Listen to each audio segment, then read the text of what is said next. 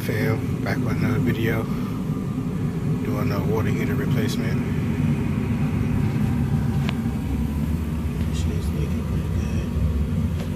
It's a 10-year-old state water heater, pan full of water. Customer doesn't know how long it's been leaking until they found out they didn't have hot water. And now it's like in a little closet, so it ain't damaged or nothing. So it should be a fairly simple replacement. I got a feeling it's full of sediment, so I'm gonna flush it pretty good before I cut it out and get started. I was here Saturday, today is Monday. Turn the gas off. I forgot to turn the water off, so I'm gonna go ahead and flush it. We got the water hose. Flush it for a couple minutes and then go ahead and get started. I'm replacing with a Bradford White, 40-gallon Bradford White, about 2 inches shorter than this one. Think about using the ProPress fittings for this just to make it faster and easier, but we'll see how it goes. Yeah, she's definitely full of rust. Look at all that coming out of it. I should have come in the bucket, make it a little bit more visible, but it's not.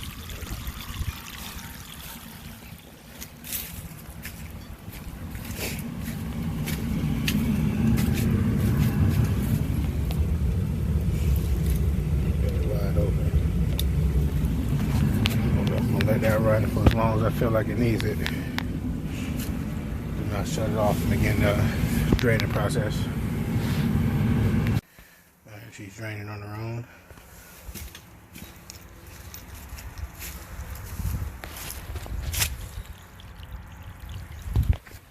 And that's all you do. You shut off the water supply to the water heater. And then you can open this up to let air into it, or you can open up hot water side, like a tub or something, to let air into the pipes. And it kind of just pushes the water down and out. If you do this and it doesn't come out, then you gotta flush it a couple of times just to stir up the sediment at the bottom. Then it'll all flow out, or you can get a pump and suck it straight out. So I'm just gonna get it light enough that I can move it because I'm doing it by myself. And everything else should be easy money. So I'm just gonna wait for that to happen.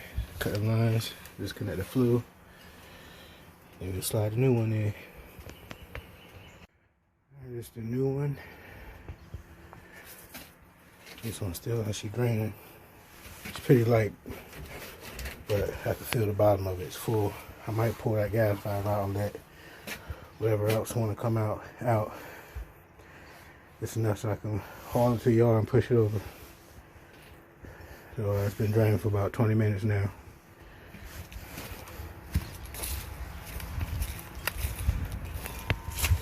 Yeah, she just stopped, so I'm gonna lean it a little bit, give it a couple more minutes. Alright, so I pretty much got it in place.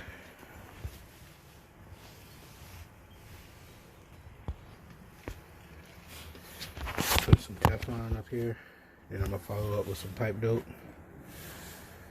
Usually I'll take off the old fittings, put it up here, and then put a sharp bite or solder it or something. But since one of them's all rusted crazy, I'm just gonna do it all new from here to here, which is only about 2-3 inches. And I'm gonna use the ProPress, which should be very quick. Pretty much tie it up there, put the press up there around the little ring portion of it, and then it clamps down, makes a good seal. Saves a lot of time. And so another 20 minutes I should be done. Alright, got it fitted in. Now all I gotta do is just clamp it down.